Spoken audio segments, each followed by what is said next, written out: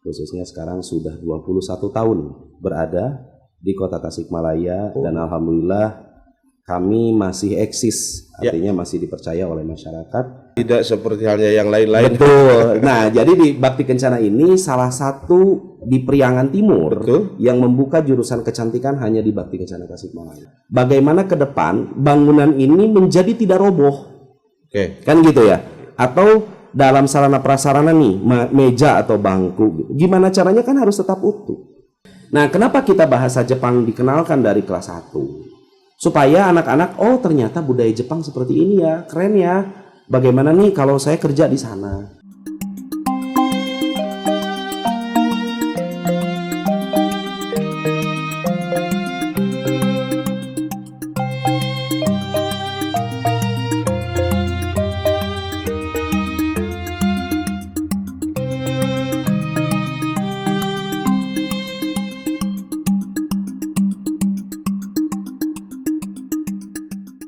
Assalamualaikum warahmatullahi wabarakatuh. Salam sejahtera untuk kita semua. Salam kebajikan, namo budaya, rahayu, rahayu, rahayu, sampurasun. Ketemu kembali di channel Pikirkan Rakyat, berpikir merdeka, rakyat berbicara, dan kita pikirkan rakyat. Dalam kesempatan ini saya ditemani oleh salah seorang kepala sekolah yang ada di Kota Tasikmalaya, SMK, dari SMK Bakti Kencana. Beliau akan bercerita tentang keberadaan SMK dan SMA secara ini, dan tentu saja beliau akan membicarakan tentang kebakti kencanaan. Apa-apa saja yang capaian-capaian yang dicapai oleh SMK Bakti Kencana Tasikmalaya. Selamat datang, Pak. Selamat datang, Pak. Ya, kita mau ngobrol-ngobrol saja lah, ngobrol-ngobrol tentang khususnya keberadaan Bakti Kencana di Kota Tasikmalaya ini sudah sampai sejauh mana, Pak? Baik, terima kasih Kang Tatang. Kami sudah diundang di podcastnya Akang. Dan mudah-mudahan ini menjadi pencerahan untuk semua orang yang menonton di channel atau di podcast ini. Amin. Yang pertama, perkenalkan saya Rawaludin, kepala sekolah dari SMK Bakti Kencana Tasikmalaya. Alhamdulillah bahwa SMK Bakti Kencana Tasikmalaya ini di bawah Yayasan Adiguna Kencana, dan SMK Bakti Kencana Tasikmalaya ini berdiri pada tahun 2004. Khususnya sekarang sudah 21 tahun berada di Kota Tasikmalaya dan alhamdulillah kami masih eksis, artinya masih dipercaya oleh masyarakat, terkhusus di kalangan dunia pendidikan, khususnya di wilayah sekolah menengah kejuruan di SMK Bakti Kencana Tasikmalaya. Nah, mungkin itu sedikit untuk pembuka di. Ya tadi tadi dibilang bahwa masih eksis. Emang ada negara-negaranya tidak eksis nih? Nah, begitu. Jadi gimana nih? Ada beberapa khususnya di Kota Tasikmalaya. Terkhusus selesai COVID khususnya nih. Jadi selesai COVID itu grafik seluruh SMK terkhusus swasta di Kota Tasikmalaya ini mengalami penurunan yang sangat drastis. Terkhusus biasanya kami siswa-siswa itu tidak terbatas hanya di Kota Tasikmalaya saja, tetapi kita pun dari Kabupaten Tasikmalaya banyak. Nah, sekarang sesudah masa COVID ini kita sedang pemulihan, recovery kembali. Hampir semua SMK di swasta di Kota Tasikmalaya itu mengalami penurunan sesudah COVID. Dan mudah-mudahan kenapa eksistensi ini selalu terus kita jaga, jangan sampai sekolah kami ini mengalami degradasi. Terus jangan sampai mengalami penutupan sekolah yang mungkin kolaps. Mungkin enggak lah. Amit-amit ya. Tapi Kang Datang tahu sendiri bahwa di Kota Tasikmalaya ada yang mengalami hal itu. Ya. Seperti itu. Ini yang saya dengar bahwa salah Bakti Kencana itu salah satu pionir di salah satu jurusan kalau tidak salah. Dan betul, kami tadi sedikit bahwa kami SMK Bakti Kencana Tasikmalaya ini tak berdiri pada tahun 2004. Artinya sudah 21 tahun kami eksis atau berada di Kota Tasikmalaya. Dan kami ini menjadi salah satu pionir SMK kesehatan di Kota Tasikmalaya. Jadi farmasi dan keperawatan itu menjadi pionir kita. Jadi berarti pertama kali ya? Pertama kali di kota Tasikmalaya yang basicnya SMK atau sekolah menengah kejuruan, karena SMK ini, SMK keperawatan khususnya dulu ini dari SPK. Nah, jadi SPK sebelumnya memang sudah ada. Bermutasi lah ya. Bermutasi atau istilahnya karena memang ada regulasi yang mengatur bahwa SPK sudah diganti nama lah, gitu. Diganti nama atau berubah apa ya? Nomenklaturnya berubah sehingga menjadi SMK. Dan ini kami gitu ya, selama 21 tahun ini alhamdulillah masih bisa terus-terusan berdiri di kota Tasikmalaya, dan dua jurusan ini menjadi pionir kita. Betul. Jadi farmasi dan keperawatan ini salah satu perintis khususnya di kota Tasikmalaya adalah kami di Bakti Kencana Tasikmalaya. Dan satu lagi katanya satu lagi bahwa di SMK Bakti Kencana itu ada jurusan yang memang satu-satunya, mungkin Priangan Timur ya. Kalau saya lihat Priangan Timur, kalau Jawa Barat itu hanya 3. Hanya 3 sekolah yang ngebuka itu jurusan tata kecantikan kulit dan rambut. Nah, tata kecantikan ini sangat menarik sebetulnya, gitu. Sangat menarik gitu.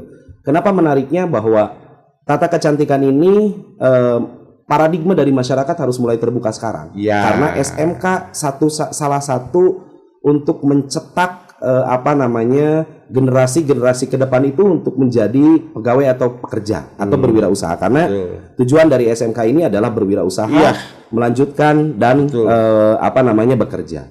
Nah, kecantikan ini sekarang kenapa kami membuka kecantikan ini dari tahun 2018? Kami melihat, menganalisis bahwa pekerjaan di kecantikan ini sangat banyak. Malahan kami sudah mengeluarkan 4 angkatan. Dari 2018 sekarang udah 2025, udah 4 angkatan kita mengeluarkan dan selalu sold out, Kang. Nah, selalu sold outnya kenapa? Artinya kebutuhan lapangan pekerjaan dengan kita meluluskan itu masih banyak yang membutuhkan. Masih kosong. Masih kosong. Nah, tidak seperti halnya yang lain-lain. Betul. Nah, jadi di Bakti Kencana ini salah satu di Priangan Timur yang membuka jurusan kecantikan hanya di Bakti Kencana Tasikmalaya. Iya, karena memang sekarang itu kan digembar-gemborkan UMKM. Artinya ekonomi kerakyatan. Ya, salah satunya yang memang yang harus dan sesuai dengan kondisi sekarang ya di wilayah kecantikan. Ya, artinya wilayah kecantikan ini menjadi primadona kalau menurut saya. Tapi di sisi lain juga Bakti Kencana itu kan pernah bekerja sama juga ya, bekerja sama dengan sampai ada yang keluar ya, selain ke luar negeri. Ya, keluar negeri sampai bukan hanya masuk di perguruan tinggi yang memang perguruan tinggi ternama, tapi ke luar negeri juga sama. Itu gimana tuh caranya itu? Jadi Bakti Kencana ini terus berinovasi dari tahun ke tahun. Kenapa kita masih eksis sampai 2021 sekarang? Karena inovasi kami alhamdulillah diterima oleh masyarakat. Nah, sekarang mau tidak mau bahwa paradigma sekolah itu harus lebih maju satu langkah dibanding dengan yang lain. Artinya lapangan pekerjaan itu tidak hanya tersedia di nasional saja. Itu bisa jadi internasional. Nah, alhamdulillah anak-anak kami dari mulai sekarang, dari mulai tahun-tahun sebelumnya, anak-anak kami itu kerjanya tidak hanya di Indonesia, Kang, tapi ada di luar negeri juga. Alhamdulillah yang sekarang sudah bekerja sama dengan kita itu ada 2 negara, ada Jepang dan ada Jerman. Ya. Anak-anak di sana, di Jepang dan juga di Jerman itu tidak hanya untuk bekerja saja. Karena yang saya lihat gitu, peluang-peluang di luar negeri ini bisa sampai kuliah plus dengan bekerja. Nah, inilah uniknya negara berkembang di luaran sana, khususnya di Eropa ataupun di Asia sekarang yang Jepang gitu. Karena mereka ini membuka peluang untuk lulusan-lulusan kita SMK, mereka bisa melanjutkan kuliah di sana dengan catatan magang atau kerja di sana, dan memang bisa juga pure untuk kerja di sana. Nah, ini peluang yang sangat menarik khususnya untuk para orang tua ataupun calon-calon siswa yang memang belum paham nih terkait masalah bagaimana kita ingin bekerja di luar negeri, terus kemudian kita ingin bekerja di luar negeri ataupun kuliah di luar negeri, dan rencananya kami ke depan ingin membuka kembali wawasan sekolah kita nih, Kang. Saya pengennya kita membuka kelas internasional.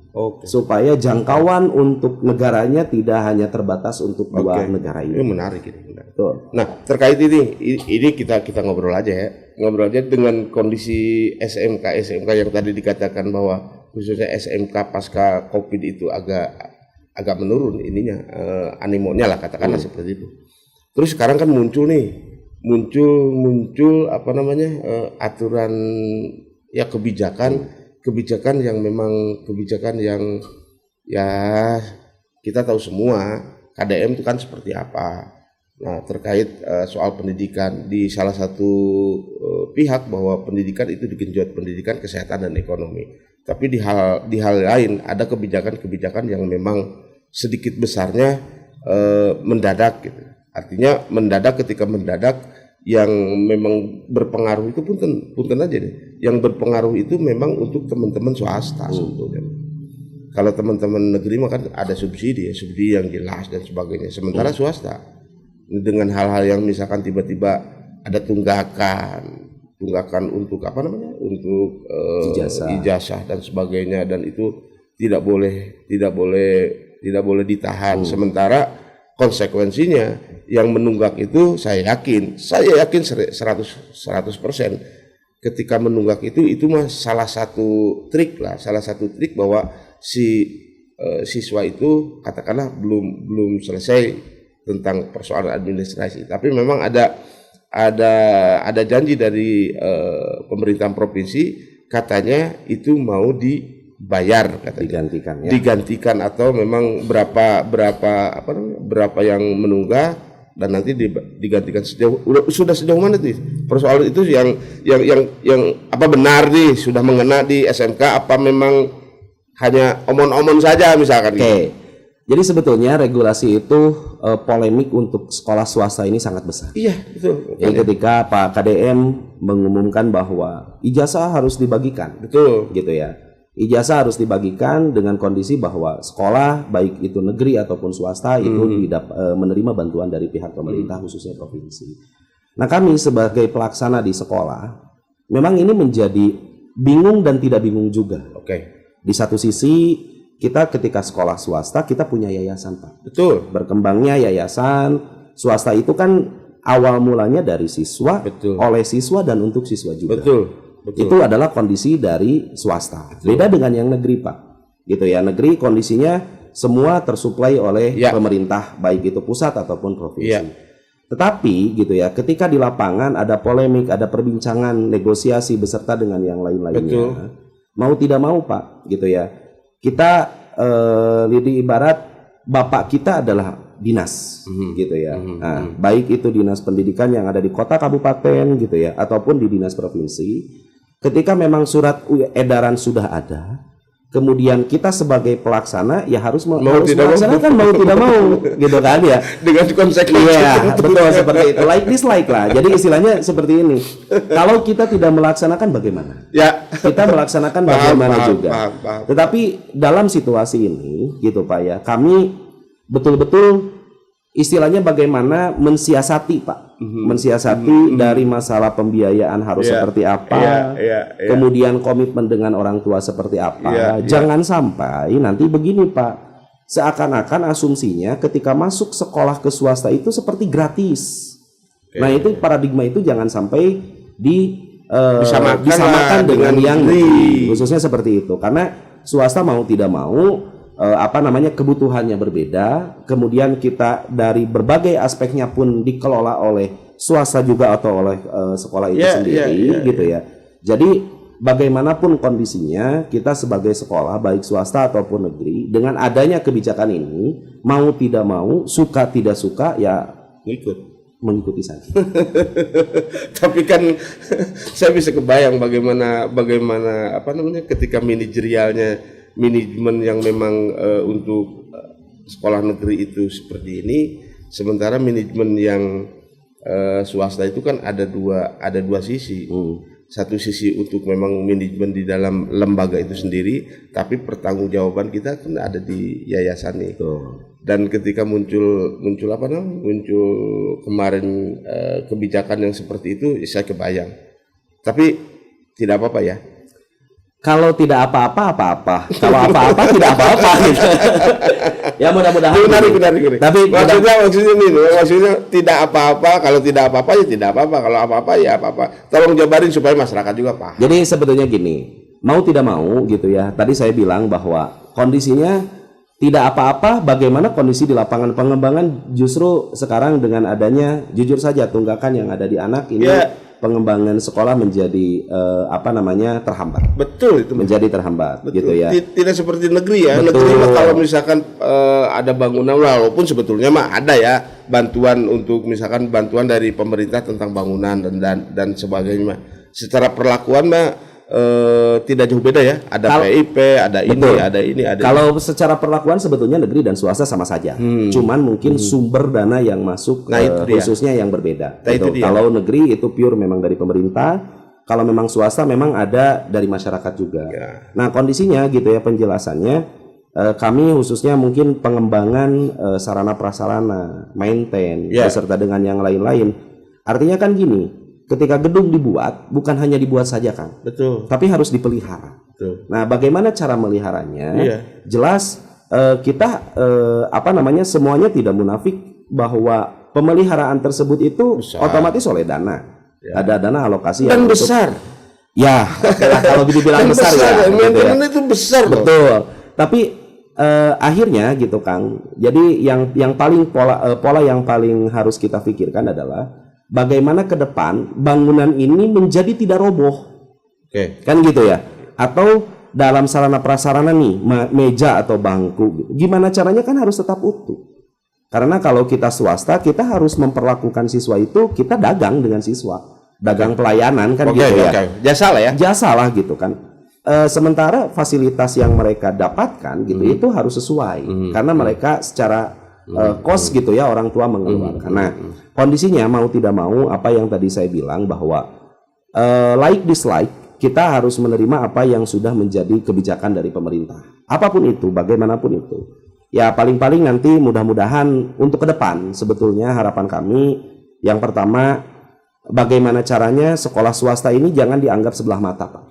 Karena kontribusi terhadap negara ini itu sangat besar dari sekolah swasta gitu. Jadi dan kadang-kadang maaf motongnya dan kadang-kadang ternyata antara negeri dan swasta itu dan paradigma misalkan swasta itu orang yang tidak diterima negeri atau dalam tanda petik ya orang yang bodoh misalkan itu salah besar. Karena memang ternyata banyak sekali sekolah-sekolah swasta yang memang siswa-siswanya itu yang brilian sebetulnya. Dan juga banyak sekali orang tua yang justru memilih swasta ketimbang negeri karena memang tadi itu konsentrasi di wilayah pelayanan terhadap siswa. Ya karena apapun alasannya bahwa swasta itu jelas segala sesuatunya itu siswa yang menjadi tokokannya atau yang tanggung jawab moral terhadap siswa. Beda misalkan dengan negeri-negeri karena memang sudah dikasih biaya sedemikian rupa yang pada akhirnya tidak sedikit guru itu hanya kalau istilah Sunda mah hanya nyiparkeun kewajiban tidak ada beban. Kalau menurut Pak Kepala Sekolah gimana? Kalau menurut saya sih sebetulnya kita tergantung bagaimana sekolah tersebut mempertahankan kualitas dan mutu sekolah. Ya, sepakat. Jadi kita sebetulnya, nah inilah saya pengen merubah pandangan dari masyarakat bahwa negeri dan swasta itu berbeda. Jadi seluruh sekolah sama, yang berbeda itu hanya sebatas pembiayaannya saja. Jadi sumber anggaran atau sumber pembiayaan. Nah, kalau dari sisi mutu dan kualitas, saya no comment sebetulnya. Nah, hal ini no commentnya apa? Itu kembali lagi kepada bagaimana sekolah mengatur manajemen untuk mempertahankan mutu dan kualitas sekolah tersebut. Karena baik swasta ataupun negeri, di negeri ini gitu ya kondisinya, khususnya di Kota Tasikmalaya, kontribusi besar terhadap negara ini sangat banyak. Karena di kami pun lulusan kami pun banyak kok yang diterima di perguruan tinggi negeri. Terus kemudian banyak kok yang diterima di perusahaan-perusahaan besar gitu kan. Corporate besar. Ya, jadi artinya pandangan untuk sekolah swasta ini jangan sebelah mata. Jadi saya pengen justru pemerintah nanti bisa hadir dan bisa andil gitu ya.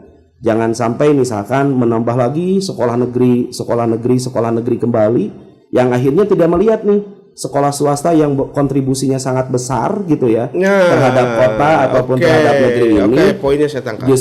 Justru malah kondisinya udahlah, kondisinya kita buka sekolah lagi. Tidak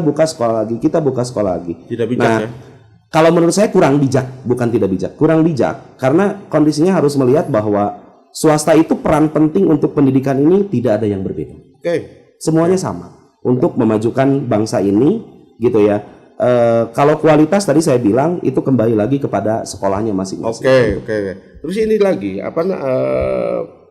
ada juga yang mengatakan di masyarakat itu bahwa swasta itu mahal, negeri itu murah. Karena negeri memang setingkat SMA bisa gratis, tapi swasta bayar. Nah tidak paham mereka bahwa swasta itu kan gitu, manajemennya itu manajemen pengelolaan dan pelayanan itu karena memang swasta tidak dinaungi APBN katakanlah seperti itu. Ya wajarlah seperti itu. Tapi setelah saya lihat atau setelah saya amati enggak juga sama-sama saja antara negeri dengan swasta. Toh di negeri juga banyak banyak yang nakal-nakal dan memang hampir merata gitu. Yang pada akhirnya Pak KDM kan mengeluarkan kebijakan jangan sampai pil study atau atau study tour atau keluar dan sebagainya. Kalau menurut itu kan pengaruh juga sebetulnya buat swasta. Gimana tuh dengan ini? Yang pertama kalau terkait masalah study tour atau kunjungan industri, sebetulnya memang mudah-mudahan ini mewakili teman-teman juga gitu ya, untuk mengeluarkan aspirasi terkait masalah larangan dari kunjungan industri. Kami sebetulnya untuk SMK ini ibaratnya penting Pak, kunjungan industri ini karena memang mau tidak mau anak itu harus kalau kita bilang gitu ya, tadi bekerja, melanjutkan dan berwirausaha. Ketika mereka bekerja, Pak, mereka harus tahu bagaimana budaya kerja yang ada di lapangan itu seperti apa. Yang kedua, mereka setidaknya ketika berbicara SMK, wawasan mereka itu harus luas, Pak. Betul.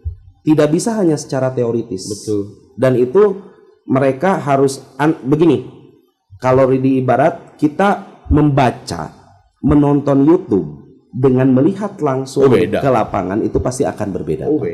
Pasti akan berbeda. Feel-nya beda lah. Feel-nya beda dan biasanya anak-anak itu gini Pak, tidak 100% kecerdasan anak itu hanya sebatas membaca saja. Benar, sepakat saya. Ya, ada juga dia membaca tidak mau, tidak ingat, tapi ketika ngelihat ke lapangan itu langsung bisa anak itu. Jadi tingkat kecerdasan anak-anak ini itu berbeda-beda. Nah, terkait masalah kunjungan industri, sebetulnya budaya kerja, bagaimana di lapangan itu berada. Karena kita mau tidak mau, kita harus link and match dengan industri, Pak. Budaya industri harus masuk ke sekolah, gitu. Justru anak-anak itu memang harus dikenalkan bagaimana budaya industri tersebut itu harus dilakukan. Tetapi pada hal ini, Pak, gitu ya, terkait masalah regulasi yang ada, ya tadi kata saya bilang, gitu, kita tidak akan bisa untuk sekarang terkait masalah aturan sekarang tidak bisa kita langsung terjun ke lapangan. Jadi sekolah Pak harus mensiasati bagaimana kalau kunjungan industri kita kunjungan itu penting, tapi terkait masalah regulasi yang sekarang kita kan mau tidak mau harus manut.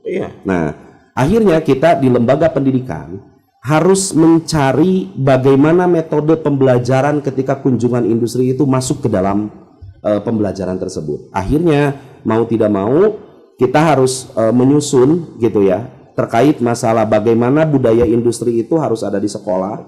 Terus kemudian banyak literatur yang ada di wilayah Kota Tasikmalaya yang perlu dijadikan kita objek. Atau memang industri itu kita tarik ke sekolah ya. Nah itu yang tadi saya bilang. Kalau di kami alhamdulillah sih Pak, guru tamu dari industri itu sudah ada Pak. Sudah ada. Mungkin nanti bisa jadi anak-anak bisa lewat tayangan video nih. Ini gambaran secara keseluruhan industri itu misalkan gitu ya, industri jamu ini seperti apa nih, cara pengolahannya seperti apa. Nah, kalau kami sih gitu ya, mau tidak mau dalam kebijakan yang sekarang ada, semuanya manut Pak. Tinggal bagaimana caranya kita istilahnya berinovasi lah untuk kedepannya, yang tadinya pembelajarannya di luar, sekarang bagaimana caranya ditarik ke dalam dengan konsekuensi gitu ya, anak-anak harus mengerti dan paham betul terkait apa yang kita sampaikan nanti ke depan. Gitu sih Pak. Mungkin bukan terakhir nih. Bagaimana caranya bahwa bakti kencana itu penting buat teman-teman, buat teman-teman siswa, bahwa bakti kencana itu adalah SMK Bakti Kencana itu solusi untuk teman-teman. Kita berangkat dulu bahwa sekolah menengah itu dibagi menjadi dua. Ada SMK dan ada SMA. Jadi kadang-kadang anak yang ingin kuliah itu langsung ke SMA katanya. Luas ke sana kemari. Sebetulnya kita harus paham juga, SMK itu dia tadi 3 keunggulan dari SMK. Sebelum nanti saya masuk ke Bakti Kencana, saya serangin dulu terkait masalah ke SMK-annya dulu. SMK ini terbagi menjadi 3 lulusan untuk kedepannya. Yang pertama bekerja, yang kedua melanjutkan, dan yang ketiga berwirausaha. Artinya kita ini punya nilai plus. SMK itu punya nilai plus dalam masalah pendidikan. Sudah siap lah ya. Sudah siap. Dilempar ke realitas ini sudah siap. Betul. Siap melanjutkan. Betul. Karena secara kurikulumnya jelas SMA dengan SMK pasti akan berbeda. Pasti akan berbeda. Nah, terus kenapa Bakti Kencana ini penting? Yang pertama Pak, kita mempertahankan eksistensi Bakti Kencana 21 tahun itu bukan sangat mudah. Oh iya. Survive. Artinya alhamdulillah survive. Kepercayaan masyarakat kepada kami alhamdulillah masih banyak, gitu Pak ya. Dan yang paling terpenting adalah mutu dan kualitas kita di Bakti Kencana ini alhamdulillah terjaga Pak. Tahun ini gitu ya Kang, kondisinya kita bisa memberikan memberikan satu reward kepada anak-anak dan ke orang tua dengan cara gitu Pak. Anak-anak bisa kerja sebelum lulus. Sulit loh Pak. Mencari pekerjaan sekarang itu sulit. Lulusan SMK, anak-anak bisa bekerja sebelum lulus pula. Nah, artinya bukan hanya sisi kualitas pembelajaran di sekolah saja, tetapi kepercayaan industri yang ada di luar ini, inilah yang menjadi faktor utama kita. Dan Bakti Kencana alhamdulillah sudah dipercaya oleh beberapa korporat ya. Betul. Nah, pas kelas 3 sebelum lulus sudah Karena kita mau tidak mau sekarang Pak, magang ataupun PKL gitu ya. Anak-anak istilahnya atau si tempat pekerjaan ini kondisinya anak-anak itu harus memberikan yang terbaik. Ketika PKL Pak. Nah, kenapa? Ya ini bukti nyatanya. Bukti nyata kita itu seperti itu. Karena mereka owner atau kondisinya direktur-direktur yang ada di beberapa tempat atau instansi mereka tempat bekerja atau kemarin diterima tempat kerja, mereka kondisinya memberikan yang terbaik ketika PKL. Yang akhirnya apa Pak? Pak, saya pesan anak ini. Pak, saya pesan anak ini. Bu, atau saya pesan anak ini. Kenapa? Berarti anak-anak secara kompetensi teoritis mereka sudah dapat Pak. Dan ketika PKL anak-anak juga memberikan yang terbaik, effort yang terbaik, sehingga anak-anak bisa kepake tuh, gitu di lapangan. Nah, inilah yang menjadi meyakinkan BK. Karena apa sih Pak yang harus diyakinkan dari sekolah itu? Lihat lulusannya, itu kan? Lihat lulusannya, lihat bagaimana kualitas pembelajarannya, kan gitu Pak. Terus kemudian lulusannya ini kayak gimana? Kita tidak hanya kerja aja Pak, variatif. Anak-anak kuliah di negeri sekarang alhamdulillah sudah ada nama-nama yang masuk ke negeri gitu kan. Terus yang bekerja sudah pasti ada. Dan ini sebelum lulus loh. Ketika sudah lulus kita tracking alhamdulillah naik lagi Pak. Terus anak-anak selain dari bekerja tadi dan melanjutkan, dan ini luar biasanya anak-anak di kita gitu Pak ya, dengan pendidikan yang betul-betul kolaborasi kita dengan industri. Anak-anak sekarang sudah ada yang buka usaha sendiri Pak, baru keluar. Dan itu modalnya luar biasa. Ketika saya ngobrol dengan anak, kamu modal dari mana? Kamu dapat uang dari mana untuk dapatkan modal ini? Pak, Bapak pernah bilang, cari link yang terbaik. dapatkan link sebanyak-banyak. Kan banyak Pak yang mau invest ke saya dengan kemampuan saya. Yang terpenting adalah modalnya, kuncinya adalah jujur. Ketika anak sudah bisa lah ya, etika moral, jujur dan sebagainya. Betul. Dan alhamdulillah Pak, secara kualitas, kuantitas kita sebetulnya kalau saya bilang nggak perlu diragukan sebetulnya. Apa yang perlu diragukan kembali karena memang ya lihat lulusan-lulusannya, outcome kita seperti apa sih. Dan kita juga gitu Pak ya menyelenggarakannya tadi yang saya bilang, pembelajaran yang ada di kita sekarang mau tidak mau karena di luar negeri sudah banyak menerima lulusan-lulusan dari kita. Jadi nanti kita akan pisahkan mana yang akan ke luar negeri dan mana yang akan di dalam negeri. Jadi sudah terpetakan. Sudah terpetakan. Termasuk terus katanya buka bahasa ya? Buka bahasa Jepang. Bahasa Jepang. Ya. Jadi sekarang Pak kurikulum bahasa Jepang itu sudah masuk dari kelas 10. Sudah masuk dari kelas 1. Kenapa? Nah ini Pak, biasanya peminatan itu kalau anak baru masuk ke SMK itu mereka belum punya pendirian yang kokoh. Jadi istilahnya masih labil lah. Kalau dibilang psikologinya masih labil dan sedang menemukan jati dirinya. Nah, kenapa kita bahasa Jepang dikenalkan dari kelas 1? Supaya anak-anak, oh ternyata budaya Jepang seperti ini ya, keren ya. Bagaimana nih kalau saya kerja di sana? Kan kerja itu Pak luas sekarang. Tidak bisa di dalam negeri, di luar negeri. Betul. Tidak bisa di luar negeri ya di dalam negeri gitu. Artinya pekerjaan untuk anak-anak kita ini kita memfasilitasinya luas. Di dalam kota, di luar kota atau di dalam negeri itu termasuk di luar negeri. Nanti tinggal bagaimana anaknya. Setidaknya kami memberikan, nih ini menunya, silakan kalian menunya mau milih yang mana. Seperti itu. Terakhir, tentang Bakti Kencana, silakan. Jadi orang-orang tidak akan salah memilih Bakti Kencana. Silakan. Jadi begini, SMK Bakti Kencana Tasikmalaya ini kita ini sudah dipercaya oleh pemerintah. Bahwa SMK Bakti Kencana Tasikmalaya ini sudah menjadi sekolah pusat keunggulan. Nah, yang artinya sekolah pusat keunggulan ini kalau dulunya itu di dalam benak masyarakat adalah sekolah rujukan. Jadi sekolah-sekolah yang lain itu terkhusus di wilayah kesehatan itu merujuk kepada kita, gitu ya. Nah, tidak perlu khawatir dan tidak perlu bimbang bahwa kami berdiri, tadi saya bolak-balik ngobrol bahwa 21 tahun ini eksistensi kita alhamdulillah selalu ada, artinya kepercayaan masyarakat kepada kita untuk menjaga kualitas mutu dari pendidikan di SMK Bakti Kencana Tasikmalaya ini alhamdulillah sampai sekarang alhamdulillah masih baik dan masih bagus. Dan dibuktikan dengan keluar ya. Betul, dan dibuktikan dengan tadi output atau outcome yang ada di kita ini bekerja melanjutkan berwirausaha beserta dengan yang lain-lain. Nah selebihnya gitu ya, tadi ada jurusan kecantikan yang memang satu-satunya di Priangan Timur gitu. Artinya di sekolah yang lain ini jurusan ini tidak ada. Dan perihal penting gitu ya, kita selalu dipesan Pak, anak-anak kita ini dari 2 bulan sebelum anak lulus. 2 bulan dari sebelum anak lulus biasanya pendor, malahan kita kewalahan tahun ini Pak, tidak bisa tidak bisa tercover semuanya. Akhirnya beberapa perusahaan-perusahaan yang meminta kita mohon maaf kami tidak bisa memberikan dan atau mensupport penuh gitu karena memang keterbatasan lulusan kami untuk di kecantikan ini.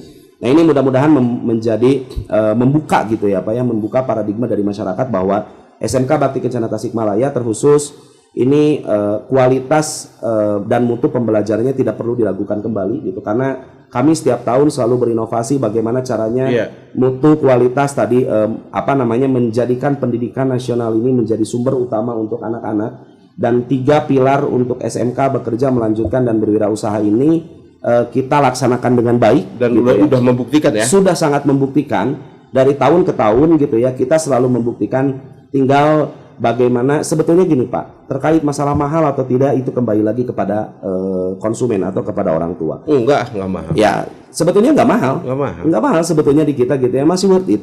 Dan jelas akhirnya pun anak-anak difasilitasi Dan ini yang menariknya di kita, ketika di akhir itu anak-anak ingin bekerja melanjutkan atau berwirausaha dari kelas 10 kita sudah pisahkan Pak.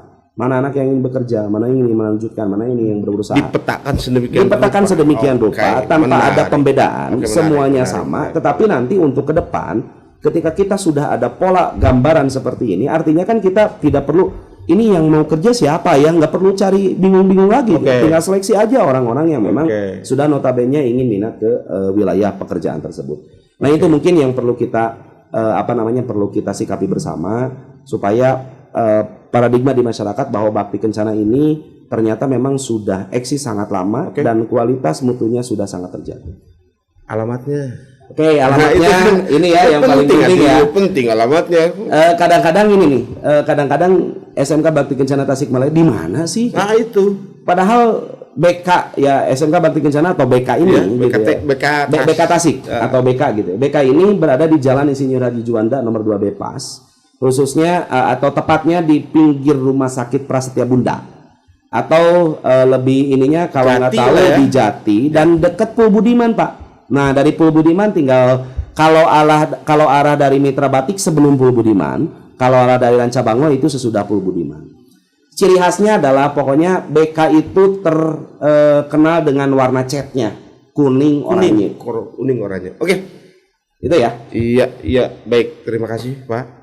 Nah, begitulah bahwa teman-teman atau teman-teman siswa SMP kalau memang ingin melanjutkan tidak akan salah kalau memilih Bakti Kencana, karena Bakti Kencana itu kedepannya sudah jelas, terus sudah terakreditas bagus dan memang pola ajarnya dan sebagainya keberpihakan terhadap siswa dari mulai memetakan mau kemana BK itu sudah mulai baik. Sampai di sini kita ketemu dengan channel Pikirkan Rakyat.